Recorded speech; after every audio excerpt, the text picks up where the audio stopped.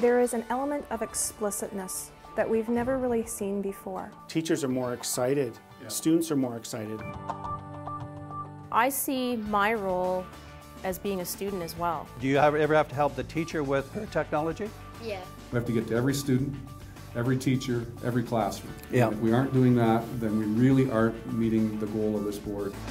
Rather than, this is my agenda as an educator, this is now our agenda, and that's grounding everything that we're doing.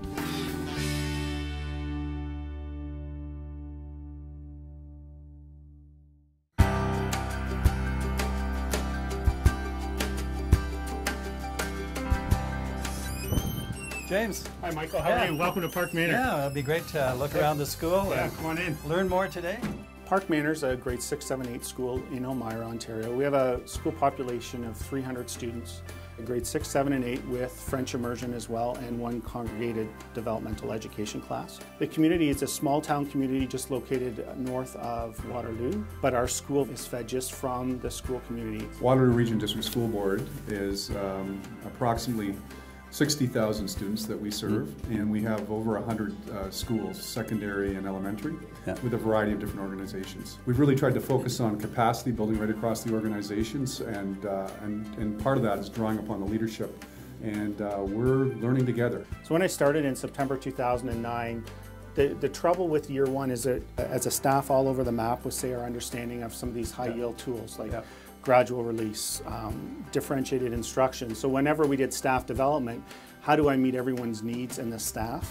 So there was trying to build everyone's capacity, but then also how to have them be comfortable with sharing and learning from each other. We had an old computer lab and basically just 2 old data projectors. So we had focused a lot on building the pedagogy. And then, as you can see, I started to purchase technology for the teachers, the smart boards, the document cameras, the data projectors.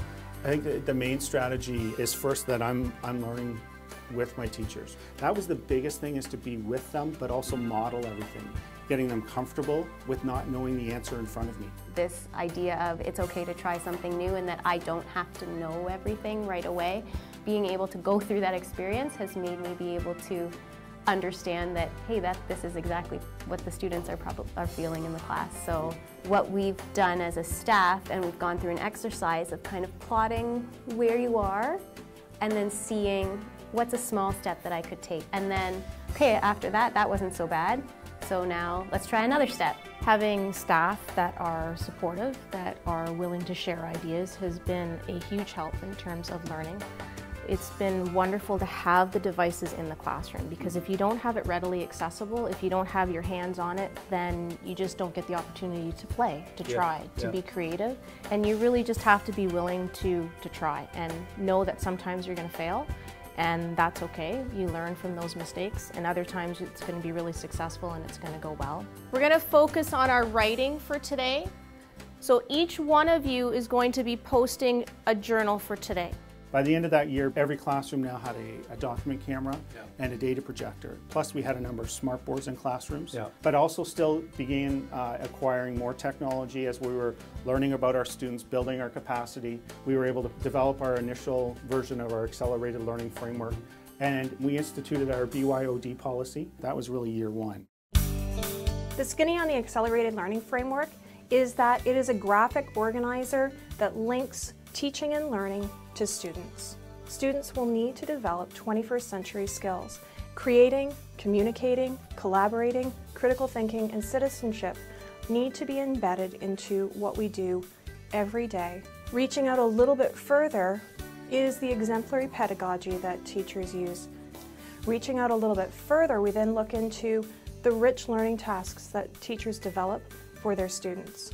We've been very fortunate to have quite a number of technological tools, but they certainly don't come before any of the other layers, and especially do not drive what's happening with our students. And it doesn't matter whether I'm using the pedagogy or tools, if it's not going to help the student, why am I doing it? So it provides a good filter for me. How we do it is we use the framework to help identify what things we can do as a staff together as a community of learners to meet this ultimate learning goal for a graduating student. That's really the why, because if we have students come out like this, they're going to be successful in whatever they do.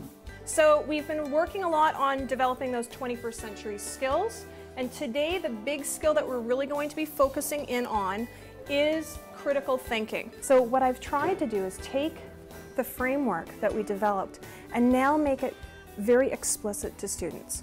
So I can quickly, and we can decide what 21st century skills are we developing for any specific lesson and learning goal.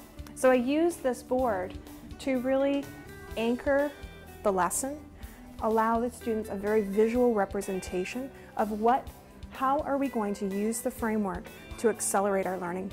Using the website and the Google form, set a goal for improvement and articulate why you've chosen that goal. So what's the learning goal you picked? I think I want to try and use more transition words. So I'm using this website and it gives you how to use transition words. It hasn't just been talking about 21st century skills. We have created these posters that allow students to very quickly and easily identify what does it actually mean to them. So we've taken the 6 C's from out of here, and I like to kind of work through things. I like to visually represent it. I like to also bring my students into it so that I can get their feedback on it to make sure they understand why we're doing things, get their ideas on how we can do it so that we can be successful. Communication, important for me to communicate with the students to share their ideas, and I also feel it's very important for us to communicate with parents. Collaborating, as I mentioned, students are always a part of what I do in the classroom for our lessons. It's not just me dictating, this is what we're doing, this is how we're going to do it. We're really trying to teach the students to be responsible citizens, and also how to use that technology appropriately, really wanting to put a focus on our student character development, creating, and then critically thinking. Another area that we've been working on and having those kids just, again, think outside of the box. So year 2, we continue to focus still on looking at the pedagogy, because we found, okay, we've got this great framework, we're using this technology, but if we don't know it helps students, like how do we know? How do we start tracking that data? And that's where we came up with the idea of the stickies. The stickies allow us to really differentiate our instruction. Each dot represents a level.